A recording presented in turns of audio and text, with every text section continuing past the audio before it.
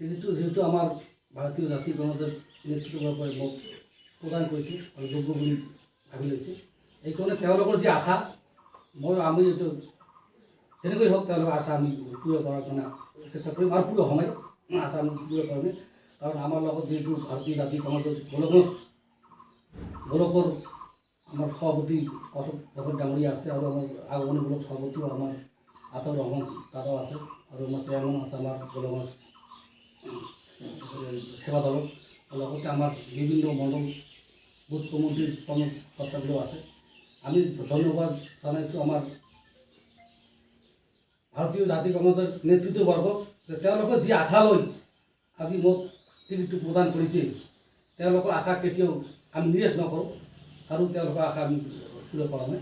আৰু সমূহ ৰাইজক মই অনুৰোধ কৰিব বিচাৰিছোঁ আৰু ধন্যবাদ জনাব বিচাৰিছোঁ তেওঁলোকে যি মোৰ কাৰণে যি আশীৰ্বাদ আৰু দোৱা কৰিছে তেওঁলোকে আশীৰ্বাদ আৰু দোৱাৰ কাৰণে আজি মই টিকিটটো পাইছোঁ।